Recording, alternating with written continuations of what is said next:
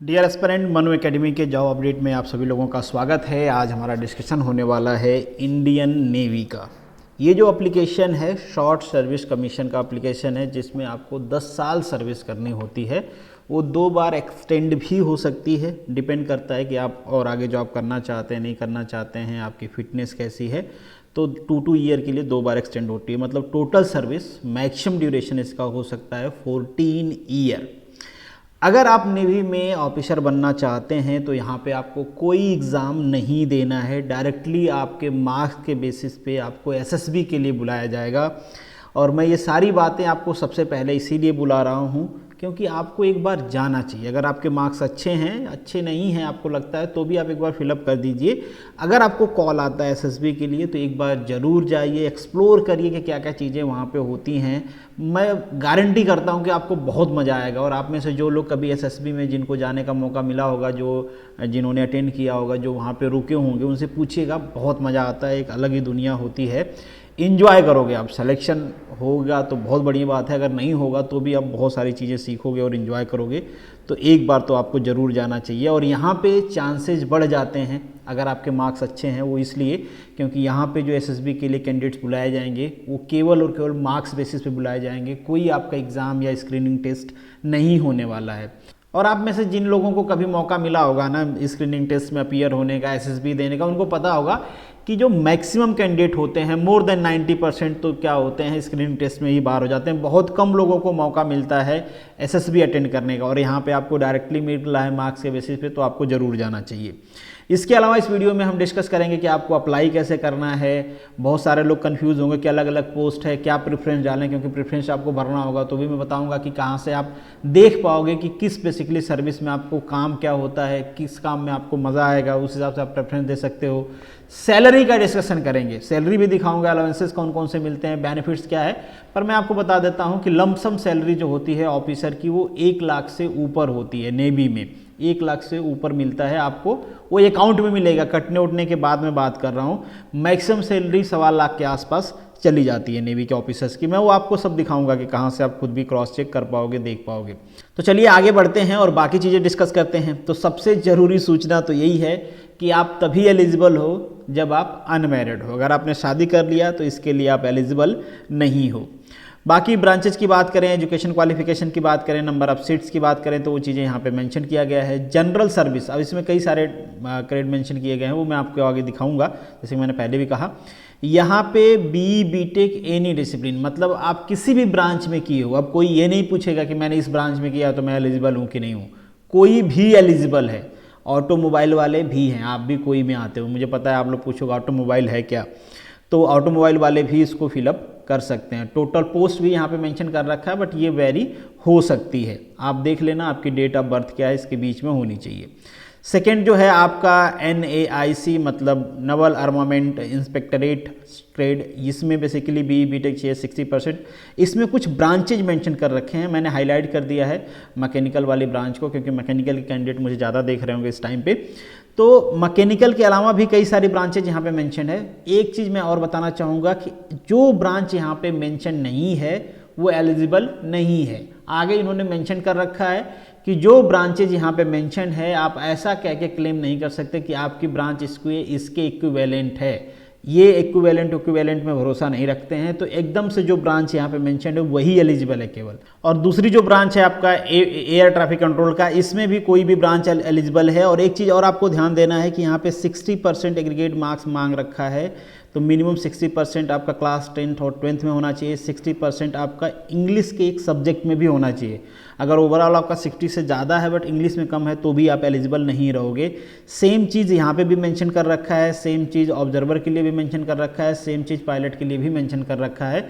तो यही जो क्राइटेरिया है यहाँ पे भी है, मतलब इसमें कोई भी ब्रांच एलिजिबल है। ये वाली क्राइटेरिया नहीं है यहाँ पे कोई भी ब्रांच एलिजिबल है, ठीक है। तो आप इसमें अप्लाई कर सकते हो, इसमें भी अप्लाई कर सकता है कोई भी, इसमें भी अप्लाई कर सकता है।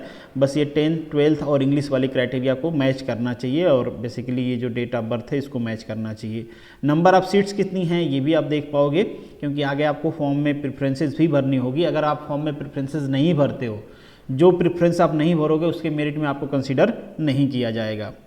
लॉजिस्टिक की बात करें तो यहाँ पे बीटेक अगेन किसी भी डिसिप्लिन में हो फर्स्ट क्लास मांगा हुआ है, तो वही जो 60% वाला क्राइटेरिया है, अगेन वही क्राइटेरिया यहाँ पे भी आ जाती है। बाकी कुछ ब्रांचेज आगे यहाँ पे एडिशनली भी मेंशन किया गया है कि अगर आप इसमें ये सारी चीज़ें हैं तो भी आप अप्लाई कर सकते हो। एजुकेशन ब्रांच में अब आप कहोगे यार ये ब्रांचेज क्या क्या हैं, जैसे ऊपर वाले एग्जीक्यूटिव ब्रांच से नीचे एजुकेशन ब्रांच आ गई, तो ये मैं आगे आपको दिखाऊंगा कि बेसिकली एग्जीक्यूटिव ब्रांच में क्या करना होता है, एजुकेशन ब्रांच में क्या करना होता है, या फिर टेक्निकल ब्रांच में क्या करना होता है, ताकि आपको पता चलेगा। आगे मैं दिखा दूंगा, डिटेल में बताऊंगा तो नहीं, आप खुद भी उसके बारे में पढ़ पाओगे।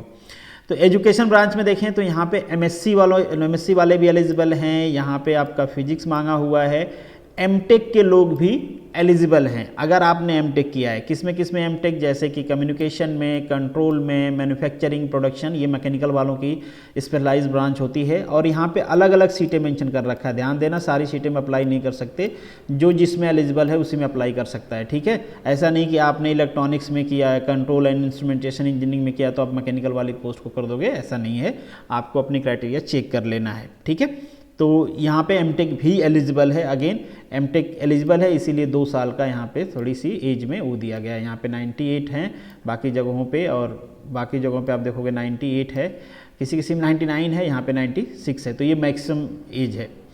चलिए अब अगर यहाँ पे बी की बात करें तो बी भी एलिजिबल है एजुकेशन वाले ब्रांच में, यहाँ पे एक पोस्ट है, ये आप देख लेना कि आप कौन से क्राइटेरिया में फिट करते हो। बी मैकेनिकल की भी पोस्ट है, यहाँ पे एक पोस्ट बी मैकेनिकल की भी है। अब इसमें कोई कहेगा कि मैं ऑटोमोबाइल से हूँ, एलिजिबल हूँ कि नहीं हूँ, तो नहीं हूँ। जिसमें स्पेसिफिकली मेंशन कर रखा है, जैसे एजुकेशन ब्रांच में यहाँ पे मेंशन कर रखा है कि आपके एजुकेशन किस में होना चाहिए, अगर आपके एजुकेशन उससे अलग है तो आप इसके लिए एलिजिबल नहीं हो। और एजुकेशन ब्रांच में भी स्पेसिफिक मांग रखा है, वो आपके पास होना चाहिए, तभी आप इसके लिए एलिजिबल हो, अगर नहीं है तो नहीं हो। एडिशनली यहाँ पे भी वही ऊपर वाली चीज़ें मेंशन कर रखा है कि 10th 12th और इंग्लिश वाला जो 60% का क्राइटेरिया है वो यहाँ पे भी है। टेक्निकल ब्रांच की बात करें तो इसमें अगेन बीटेक मांग रखा है, यहाँ पे ब्रांचेज मेंशन कर रखे हैं, और अच्छी बात ये है कि यहाँ पे ऑटोमोबाइल भी मेंशन कर रखा है। तो ये वाली जो ब्रांच है आपकी इंजीनियरिंग बैच जनरल सर्विस की, इसमें ऑटोमोबाइल एलिजिबल है। और भी ब्रांचेज यहाँ पे मेंशन कर रखा है, इनके लिए टोटल 15 सीट हैं, और नीचे कुछ इलेक्ट्रॉनिक्स से रिलेटेड ब्रांचेज हैं, उनके लिए 30 सीट है, ठीक है। तो इसमें आप दोनों एलिजिबल हो, आप देख लेना आपकी ब्रांच यहाँ पे मेंशन है या नहीं मेंशन है। अगर नहीं मेंशन है तो अगेन आप एलिजिबल नहीं हो। और वैकेंसी के लिए कहा गया है कि हाँ वेरी कर सकते हैं, तो डेफिनेटली वो वेरी करती है। और इनमें जनरली देखा गया है कि वैकेंसी घटती नहीं है, बढ़ जाती है। अगर इनको काबिल कैंडिडेट्स मिलते हैं तो ये जितनी वैकेंसी है उससे ज़्यादा ले लेते हैं, कई बार ऐसा होता है। बाकी कुछ स्पेसिफिक क्राइटेरिया मेंशन कर रखे हैं कि जिन लोगों ने मर्चेंट नेवी में सर्व कर रखा है, या जिनके पास कमर्शियल प्राइवेट लाइसेंस है उनके लिए, या जिनके पास एनसीसी का लाइसेंस है उनके लिए कुछ कंसेशंस दिए जाएंगे। जैसे एनसीसी के लिए कहा है कि जो कट ऑफ मार्क डिसाइड किया जाएगा उसमें 5% का कंसेशन। मान लीजिए कि इंजीनियरिंग ब्रांच के लिए कट ऑफ आता है 72%, मैं एग्जाम्पल दे रहा हूँ, 72% आता है। अब वो कहोगे कि अलग अलग ब्रांचेज हैं तो 72% कैसे डिसाइड करेंगे वो, तो वो डिसाइड करेंगे आगे, इनका एक नॉर्मलाइज करने का तरीका है ये। अब इसके बारे में आपको नहीं सोचना है, आपको नहीं पता है कितने कैंडिडेट अप्लाई कर रहे हैं, किसके कितने मार्क्स हैं, तो आप ये मत सोचो मेरा कम है ज़्यादा है। ये बेसिकली नॉर्मलाइजेशन का इन्होंने फार्मूला बनाया हुआ है, ये अपने हिसाब से नॉर्मलाइज करके क्राइटेरिया डिसाइड कर लेंगे, और आपको मेल आ जाएगा कि आप एसएसबी के लिए एलिजिबल हो कि नहीं हो। तो मैं तो ये कहूँगा कि आप अप्लाई तो कर दो, इतना तो जहमत उठाओ, आप अप्लाई कर दो, ये मत सोचो मार्क्स आपके कितने हैं, ठीक ठाक मार्क्स रहेगा तो आप आ जाओगे। तो मैं बता रहा था एग्जांपल आपको कि 72% है, तो अब 72% से ऊपर जितने लोग रहेंगे वो सब लोगों को बुलाया जाएगा एसएसबी के लिए डायरेक्टली। और यहाँ पे जो कंसेशन की बात हो रही है कि मान लीजिए आप ये एनसीसी है आपके पास और 72 क्राइटेरिया है, तो 5% उसमें कम हो जाएगा, आपके 5% कम रहेंगे तो भी ये बुला लेंगे। मतलब 72 है तो 67% है आपके पास और सी सर्टिफिकेट है तो ये आपको बुला लेंगे, तो ये फ़ायदा होगा। इसी तरीके से बाकियों को भी दे रखा है।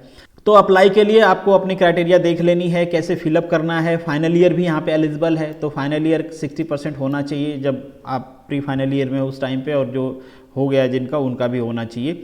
अब यहाँ पे आपको एसएसबी के लिए जो कॉल आएगा ना, वो मेंशन किया गया है कि इससे आएगा, आपको किसी और जगह से आ जा तो नहीं सोचिए, यही ईमेल आईडी होगी, इसी ईमेल आईडी से आपको एसएसबी के लिए कॉल आएगा, तभी वो सही है। बाकी फर्जी जगह से भी आता है, कई बार इस टाइप के पैसा लेने के लिए लोग फंसाने के लिए कर देते हैं। दूसरा आपको पॉइंट मेंशन कर रखा है, एक बार आप एडवर्टीजमेंट को ध्यान से पढ़ लेना। एक कैंडिडेट को केवल एक एप्लीकेशन फॉर्म अप्लाई करना है, ठीक है। वहाँ पे आपको प्रेफरेंस देंगे वो जिसमें आप एलिजिबल होगा अपने एजुकेशन क्वालिफिकेशन के हिसाब से, उसमें प्रेफरेंसेस आपको मिलेगा कि आप किस किस को सेलेक्ट करते हो। जिसको आप सेलेक्ट करोगे सबका अलग अलग कट ऑफ बनेगा, जिसमें आप एलिजिबल होगे वो बुला लेंगे। अगर आपने सेलेक्ट ही नहीं किया है तो अगर उसका कट ऑफ नीचे है और आपका मार्क्स ज़्यादा है बट आपने उस सर्विस को सेलेक्ट नहीं किया है तो आपको नहीं बुलाया जाएगा एसएसबी के लिए, ठीक है। अप्रोक्सीमेटली 1200 कैंडिडेट जो होंगे वो पायलट की ट्रेनिंग, मतलब पायलट वाली जो पोस्ट है, फ्लाइंग वाली जो पोस्ट है उसके लिए बुलाए जाएंगे। पहले यहाँ पे जो CPSS है ना, ये पहले हुआ करता था, इसका नाम हुआ करता था PABT, मतलब pilot aptitude battery test, but अब इसका नाम बदल के कर दिया गया है कंप्यूटराइज पायलट सिलेक्शन सिस्टम, ठीक है। तो ये टेस्ट आपको अलग से देना पड़ता है। बाकी SSB के अलावा भी अगर आपने वो जो फ्लाइंग वाली ब्रांच है उसको सेलेक्ट किया हुआ है तो बाकी को नहीं देना पड़ता है। कैंडिडेट मस्ट, अच्छा कहोगे कि इसका फिर फ़ायदा क्या भाई, इसमें अगर फ्लाइंग में आप जाते हो, फ्लाइंग में भी और उसके अलावा भी कई सारे सर्विसेज मैं आपको दिखाऊंगा, वहाँ पे 25,000 आपको एडिशनल मिलता है, ठीक है। वो पे एडिशनल मिलता है क्योंकि आप उस पर्टिकुलर ब्रांच में सर्व कर रहे हो और गवर्नमेंट ये मानती है कि ये थोड़ा हार्ड है या फिर आप गवर्नमेंट के लिए ज़्यादा एसेंशियल हो, इसलिए आपको एडिशनल पे किया जाता है। तो ये फ़ायदा है। जैसे सबमरीन में भी हो तो भी 25,000 आपको एक्स्ट्रा दिया जाएगा और सिप पे कुछ 10,000 दिया जाता है, वो मैं आगे आपको दिखाऊंगा। जैसे मैंने कहा कि ये सारी चीज़ें जोड़ के कुछ सैलरी हो जाती है आपके 1 लाख के आसपास। Candidate must indicate their preferences for other branches, जैसे मैंने आपको कहा प्रेफरेंसेस आपको देना होगा। कैंडिडेट विल नॉट कंसीडर, ये भी मैंने आपको बता दिया, अगर आपने नहीं सेलेक्ट किया तो आप कंसीडर नहीं किए जाओगे। Candidate will be allocated branches and gate based on their merit performance, वो जैसे आपका है बाकी एजुकेशन क्वालिफिकेशन को कौन कौन फिल कर रहा है, उसमें से कितने परसेंटेज बन रहे हैं, क्या क्राइटेरिया वो रख रहे हैं, उसके बेसिस पे आपको बुलाया जाएगा। पहले जैसे कि मैंने आपको कहा कि कोई भी इक्विवेलेंट ब्रांच वालों को ये इंटरटेन नहीं करेंगे। ऐसा नहीं कि मेरा इक्विवेलेंट है, आपने मेंशन करना भूल गया, मुझे ले लो, इस टाइप की चीज़ें ये नहीं करेंगे। तो नहीं मेंशन है तो आप एलिजिबल नहीं हो। टेन्योर क्या होगा वो मैंने पहले आपको कहा, 10 ईयर के लिए होता है और 2 बार एक्सटेंड हो सकता है, 2-2 साल करके, तो टोटल 4 ईयर का एक्सटेंशन हो सकता है, मतलब मैक्सिमम सर्विस। इसके थ्रू अगर आप जाते हो तो 14 साल करोगे, बट टेंशन वाली बात नहीं, 14 साल भी बहुत मस्त इंजॉय करोगे आप। हाँ, SSC में एक चीज़ और है कि जो शॉर्ट सर्विस कमीशन है इसमें आपको पेंशन नहीं मिलता है, बट जब आप रिटायर्ड हो गए ना उस टाइम पे आपको मतलब लमसम कुछ बहुत अच्छी अमाउंट मिलती है। अभी मैं एग्जैक्टली तो नहीं बता सकता आपको कितना मिलता है, बट काफ़ी अच्छी हैंडसम अमाउंट मिलता है कि आप मतलब आपका काम चल सकता है, ठीक है। परमानेंट कमीशन वाले जो होते हैं उनको पेंशन भी मिलती है बट आपको नहीं मिलती है। खैर, सिलेक्शन का प्रोसीजर यहाँ पे मेंशन कर रखा है, ऑलरेडी हमने डिस्कस कर लिया है कि shortlist application will be based on the normalise marks, जैसे मैंने आपको बताया कि आपने जो मार्क्स पाए हुए उसके बेसिस पे शॉर्टलिस्ट करके, और ये PDF मैंने आपको दिखा दिया है कि क्या उनका फॉर्मूला है, जैसे यहाँ पे वो फॉर्मूला मेंशन है, इसके बेसिस पे वो आपको शॉर्टलिस्ट करके बुलाएंगे, ठीक है। तो ये सारी चीज़ें हैं और होप्स हो कि आप लोग SSB के बारे में जानते होंगे। अगर नहीं जानते हो कि SSB में क्या क्या चीज़ें होती है तो बहुत सारे आपको यूट्यूब वीडियो मिल जाएंगे। अगर आप अप्लाई करते हो तो थोड़ा प्रिपरेशन कर लेना। अगर आपको SSB के लिए बुलाया जाता है तो मैं रिकमेंड करूँगा कि आप कहीं कोचिंग तो कर लेना। हालांकि नेचुरल टैलेंट वो ढूंढते हैं, थोड़ा कोचिंग अगर वो जान जाते हैं, जैसे इंटरव्यू होता है लास्ट दिन तो वो पूछते हैं कि आपने कोचिंग किया है, तो थोड़ा सा ये रहता है कि अगर आप कोचिंग करके गए हो तो उनको पता चल जाता है कि इनके माइंड में पहले से चीज़ें फीड किया गया है, इनका ये इंटेलिजेंस नहीं है। तो जनरली वो कोशिश करते हैं कि जो ऑर्गेनिक टैलेंट हो उसको हायर करें। उनकी कोशिश यही रहती है कि जो लड़का मतलब ऑर्गेनिक हो, जिसके दिमाग में पहले से भरा नहीं गया है कि वहाँ पे ये टेस्ट होता है, तुमको ऐसे करना है, तो जिसको पहले से पता है और जो अपने मर्जी से दिमाग लगा के कर रहा है, तो वो प्रीफर करते हैं कि जो अपने मर्जी से कर रहा है वो जाए। जनरली उनका ये प्रेफरेंस होता है, बट डेफिनेटली कोचिंग वाले भी सेलेक्ट होते ही हैं। खैर, बाकी सारी डिटेल है, आपको एक बार पढ़ लेना है यहाँ पे। और एक चीज़ और है यहाँ पे, candidate selected for the final merit list will be required to submit their proof. ये सब तो आपको देना ही है, मेडिकल भी होगा उसके बाद, ठीक है। और कोई भी आपका चेंज नहीं होगा। जैसे मान लीजिए कि आप ये कहते हो कि मेरा SSB सेंटर चेंज कर दीजिए, मेरा डेट चेंज कर दीजिए, ये सारी चीज़ें चेंज नहीं किया जाएगा। अगर आप जाते हो AC 3rd ईयर का फेयर आपको दिया जाएगा, ये सारी चीज़ें हैं। मेडिकल आपका होगा, ठीक है, फिर मेरिट बनाई जाएगी। मेडिकल के बाद अगर मेडिकल आप पास हो जाते हो तो जो SSB में आपको मार्क्स मिले उसके बेसिस पे मेरिट बना के आपको रिकमेंड किया जाएगा। ट्रेनिंग भी होती है, तो यहाँ पे आप देख पाओगे जनरल वालों की 44 वीक की ट्रेनिंग होती है, बाकियों की 22 की होती है। इसके बाद प्रोविशन पीरियड भी होता है, 3 ईयर 2 ईयर का प्रोविशन पीरियड होता है, बट ये सारी चीज़ें तब होंगी जब आप सेलेक्ट होगे। तो और अगेन यहाँ पे एक बार फिर से मेंशन किया गया है कि only unmarried candidate are eligible for training. मतलब भाई ऐसा नहीं है कि आप सेलेक्ट हो गए और ट्रेनिंग के बीच में टाइम है तो आपने खाली टाइम देख के आराम से शादी कर लिया। शादी कर लोगे तो ट्रेनिंग नहीं मिलेगी, हटा देंगे वो। केवल उनको अनमैरिड आदमी ही चाहिए, ठीक है। शादी नहीं करनी है जब तक कि पूरी चीज़ें कंप्लीट ना हो जाए, आप ज्वाइन ना कर लो, ज्वाइनिंग ना मिल जाए आपको नेवी में, तब तक सिलेक्शन, तब तक आपको शादी नहीं करनी है। प्रोविजन पीरियड के बारे में मैंने पहले ही कहा कि प्रोविजन पीरियड होता है 2 ईयर और 3 ईयर का। स्पेसिफिक सर्विस के लिए 3 ईयर है, बाकी सबके लिए 2 ईयर है, ठीक है। ये पहले मैंने दिखाया था। और आपका फंक्शन क्या होता है वो मैं आपको दिखाता हूँ क्या क्या करना है। अब आपको लास्ट डेट का ध्यान रखना है। तो लास्ट डेट है आपका 12 मार्च और फॉर्म ऑलरेडी स्टार्ट हो चुका है, तो आप फॉर्म फिलअप कर दीजिए। बाकी सारी डिटेल्स हैं यहाँ पर मैंशन किया गया है। अब चलते हैं कि आपको कहाँ से अप्लाई करना है, कैसे करना है। कुछ लोगों को उसमें डाउट होता है। तो सबसे पहले आपको गूगल पे सर्च कर लेना है ज्वाइन इंडियन नेवी। जैसे मैंने सर्च किया हुआ है तो यहाँ पे ज्वाइन इंडियन नेवी आपको नज़र आ रहा होगा। ये उनकी ऑफिशियल वेबसाइट है। इसको क्लिक करोगे तो कुछ इस तरीके का इंटरफेस ओपन हो जाएगा। अब आपको अप्लाई करने के लिए अप्लाई ऑनलाइन पे क्लिक कर देना है। यहाँ पे जैसे ही क्लिक करोगे कुछ बेसिक डिटेल्स आपसे मांगे जाएंगे। जैसे आप स्टेट सेलेक्ट करो, तो सपोज कर लीजिए मैंने बिहार सेलेक्ट कर लिया। यहाँ पे जैसे मैं फिलअप कर देता हूँ 38B दैट इज़ Q&2, ये मैंने फिलअप कर दिया। फिर आपसे वो रजिस्ट्रेशन के जो प्रोसेस है उसके बारे में मांगेंगे, ठीक है। कि अगर आप पहले से रजिस्टर्ड हो तो यहाँ पे लॉगिन कर लीजिए, नहीं तो रजिस्ट्रेशन का प्रोसेस स्टार्ट करिए। रजिस्ट्रेशन के प्रोसेस पे आप क्लिक करोगे तो 2 तरीके का रजिस्ट्रेशन है, registration with Aadhaar and virtual ID. Registration without Aadhaar है, तो जैसे भी आप चाहो वैसे भी आप कर सकते हो। मान लीजिए रजिस्ट्रेशन आप विदाउट आधार में कर देता तो यहाँ पर बहुत सारे ID प्रूफ मांगेंगे कि किस बेसिस पर आप करना चाहते हो। मान लीजिए मैंने पैन कार्ड कर दिया। अब यहाँ पर आपको पैन कार्ड अपना इंटर करना है और यहाँ पे मान लीजिए आपको वो इंटर करना है। तो सपोज कर लीजिए यहाँ पे मैं पैन कार्ड अपना इंटर कर देता हूँ। तो जैसे आप इसको सबमिट करोगे आपकी जो डिटेल है वो ओपन हो जाएगी। अब यहाँ पे आपसे कुछ और डिटेल मांगा जाएगा, जैसे आपकी पर्सनल डिटेल। तो ये सारी चीज़ें आपको फिलअप कर लेना है। और आप नोटिफिकेशन चाहते हो तो इसको क्लिक कर देना, अगर नहीं चाहते हो तो आप इसको क्लिक करके आगे बढ़ जाना। बाकी सारी डिटेल फिलअप करके आप खुद को रजिस्टर कर सकते हो, फिर लॉगिन करके आप बाकी के फॉर्म को फिलअप कर सकते हो। तो ये तो डिटेल रही कि आपको किस तरीके से फॉर्म फिलअप करना है। अब चलिए मैं आपको दिखाता हूँ कि क्या क्या बेनिफिट्स है और आप कैसे देख पाओगे कि क्या प्रेफरेंसेस आपको देनी है, कौन सी अच्छी है।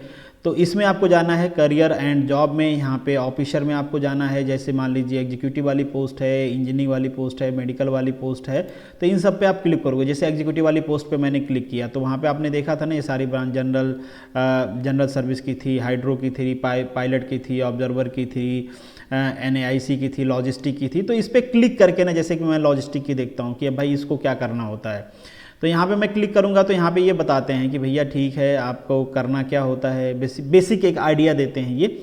और बाकी सारी चीज़ें ट्रेनिंग क्या होगी, एजुकेशन, ये क्वालिफिकेशन, ये सारी चीज़ें मेंशन होती हैं। तो ना तो ऐसे ही बाकी पे भी आप क्लिक करके देख पाओगे कि क्या क्या चीज़ें। जैसे इंजीनियरिंग की ब्रांच जो हो गई आपकी, उस पर चले जाओगे तो वहाँ पे बता देंगे। जैसे एजुकेशन, यहाँ पे भी देखो सारी चीज़ें मेंशन रहेंगी कि जनरल सर्विस में जाते हो तो क्या करना पड़ेगा, नॉर्टिक में जाते हो तो क्या। जैसे जनरल सर्विस पे मैं क्लिक कर देता हूँ, इंजीनियरिंग की जनरल सर्विस थी ना आगे, तो यहाँ पे ये बताते हैं कि आपको क्या करना होगा। यहाँ पे क्या क्वालिफिकेशन होती है वो यहाँ पे मेंशन कर रखा है। जैसे एजुकेशन की मैं दिखा देता हूँ, जिसमें MTech भी एलिजिबल था, तो यहाँ पे एजुकेशन वाले में चले जाओ। आपको पढ़ाना उढ़ाना वहाँ पे रहता है, कैसे जो ऑफिसर्स हैं उनका डेवलपमेंट हो, टेस्ट हो, ये सारी चीज़ें होती हैं। जैसे जो education officer provide support toward the education, training and professional development of the novel person, तो ये काम आपको करना होता है, ठीक है। तो आप डिसाइड कर लेना ये सारी चीज़ें देख के, हर सर्विस के बारे में देख लो, आप डिसाइड कर लो कि आपके लिए कौन सी अच्छी है, कौन सी ज़्यादा आपको पैशनेट करती है। वैसे तो बहुत ही ज़्यादा एडवेंचरस जॉब होती है, इनकी बहुत मज़ा आता है जॉब करने में। आप सोच के देखो कि मतलब आप करोड़ों रुपए के जो प्लेन्स हैं वो उड़ा रहे हो, यहाँ पे लोग तरसते हैं कि 10 लाख की 20 लाख की गाड़ी खरीद लें। तो वो सारे एडवेंचरस हैं, एक अलग से लाइफ होती है। और इंडियन नेवी है, आपका जो घर हो रहेगा, आपका जो रेजिडेंस रहेगा एकदम समुद्र के किनारे होता है। सी फेसिंग विंडोज़ मिलेंगी, जहाँ पे लोग अरबों रुपया के फ्लैट खरीदते हैं रहने के लिए, वहाँ पे आप गवर्नमेंट के खर्चे पे रह रहे हो। तो मतलब बहुत ही एडवेंचरस लाइफ होती है, आप इंजॉय करोगे। और वो तो बाद में आप करोगे, मैं तो कहता हूँ कि आप एक बार SSB में जाओ, वहाँ पे भी बहुत मज़ा आता है। आप देखोगे कि यार मतलब क्या ही चल रहा है, गेम खेल रहे हैं बच्चे, टेस्ट हो रहा है, दुनिया भर की फैसिलिटी है, मज़ा आता है, बहुत मज़ा आता है। आप एक बार जाइए, आप देखोगे कि क्या क्या चीज़ें होती हैं। किसी किसी सेंटर पे बहुत ज़्यादा मज़ा आता है, किसी किसी पे थोड़ा सा कम आता है, क्योंकि डिपेंड करता है थोड़ा सा वहाँ का जो एडमिनिस्ट्रेशन होता है उसके हिसाब से। अब चलिए बेनिफिट्स के बारे में बात कर लेते हैं। तो आप ऑफिसर को ज्वाइन करोगे तो पे स्केल आप देख लो, मैंने पहले बता दिया आपका 1 लाख के आसपास जाता है। तो ये है आपका पे स्केल। यहाँ पे सब लेफ्टिनेंट पे आपको ज्वाइन कराएंगे, ये बेसिक पे हो गया। और एक मिलिट्री सर्विस पे होता है, ये MSP मिलिट्री सर्विस पे, ये तो मिलता ही मिलता है ऑफिसर्स को ना, ठीक है। तो ये आपका बेसिक पे, इसमें DA प्लस ये, ठीक है, ये आपका वो हो गया। इसके बाद जो अलाउंसेज आपको मिलते हैं वो भी मैं आपको दिखा देता हूँ। अलाउंसेज भी कई सारे, एक तो इंश्योरेंस, ट्रैवल, रिटायरमेंट की पेंशन आपको मिलती है, इंश्योरेंस मिलता है आपको 57 लाख का, अगर आप SSC में जा रहे हो तो 50 लाख का। फिर ट्रैवल के लिए आपके फैमिली के लिए फ्री टिकट मिलता है एक, फिर कंसेशन वाला टिकट मिलता है 6, इस तरीके से कुछ फैसिलिटी मिलती है। अफसर हो वहाँ पर चलने के लिए गाड़ी भी मिलती है, ठीक है। रिटायरमेंट के बाद पेंशन मिलता है। मैं डायरेक्टली अलाउंसेस पे चलता हूँ, बाकी सारी चीज़ें तो मैंने आपको बता दिया क्या क्या मिलता है, वैसे क्लिक करके आप रीड आउट कर पाओगे। जैसे मैं आपको बता रहा था, जैसे फ्लाइंग ऑफिसर में आप जाते हो तो 25,000 पर मंथ आपको ये एडिशनली मिलेगा अलाउंसेस। सबमरीन में आप जाते हो, ये बेसिकली मरीन कमांडो होते हैं, इनको भी मिलता है। इसमें थोड़ा सा कम है, बाकी आप ये देख पाओगे अगर शिप की जो आप सर्विस कर रहे हो, मतलब ऑफिसर हो, अगर आप शिप में पोस्टिंग हो जाती है तो ये एडिशनली आपको मिलेगा। यहाँ पे कुछ कंडीशन है कि आपकी शिप 4 आवर के लिए एटलीस्ट डिप्लॉय होती है। टेक्निकल ऑफिसर की दे रखा है। फिर अगर आपकी किसी ऐसे एरिया में पोस्टिंग हो जाती है जैसे जहाँ जिसको हार्ड एरिया माना जाता है या वॉर जोन माना जाता है या डिफ़िकल्ट है वहाँ पे रहना, मतलब इन्वायरमेंट ऐसा है ख़राब वाला, तो वहाँ पे आपको एडिशनली 20% आपके बेसिक पे का मिलेगा। और आपको हाउस अलाउंसेस मिलेंगे, आपको ट्रांसपोर्ट अलाउंसेस मिलेंगे, मतलब बहुत सारी फैसिलिटीज़ मिलती है। तो दुनिया भर की फैसिलिटी है और पैशनेटिक जॉब है। तो आप फिलअप करिए, पढ़िए इसके बारे में, जाइए, अगर सिलेक्शन होता है तो देश को सर्व करने को मिलेगा। और आज आप देख ही रहे हो कि रशिया और यूक्रेन का वार चल रहा है, तो इस टाइम पे पता चलता है कि पेट्रियटिज्म क्या है। लोग अपने बीवी बच्चों को छोड़ रहे हैं कि कह रहे हैं तुम जाओ, हम लड़ेंगे अपने देश के लिए, यहीं मरेंगे। उनका प्रेसिडेंट है जिसको लोग कहते थे कि कॉमेडियन है, बट उस बंदे ने क्या गजब का जज्बा दिखाया है। जीत हार अलग की बात है, बट क्या गजब का जज्बा। मैंने उसका स्टेटमेंट देखा, अभी बोला जा रहा था कि उसने कहा है कि भाई मुझे भागने के लिए सवारी नहीं चाहिए, मतलब विमान नहीं चाहिए, मुझे लड़ने के लिए गोला बारूद चाहिए। आप हमारी मदद करें, हम लड़ेंगे, अपने देश के लिए मरेंगे, सिविलियंस लड़ने के लिए तैयार हैं। तो एक पैशनेटिक जॉब होती है। मरना तो सबको है किसी न किसी दिन, पर इतिहास के पन्नों में नाम लिख के मरना या फिर एग्जाम्पल सेट करना, ये अलग ही पैशन है। सबका नहीं होता है, मैं नहीं कहूँगा कि सब लोग देश के लिए मरना चाहते हैं, सब लोग कहते हैं हमको लड़ाई में भेज दो। बट ये है कि जिनको ये चीज़ें पैशनेट करती हैं, जिनको एडवेंचर पता है, उनको तो बहुत पसंद होती हैं ये जॉब। तो खैर आप अप्लाई करिए और देखिए कि अगर चांस मिलता है आपको SSB में जाने का तो ज़रूर जाइए। चलिए, all the best, good luck.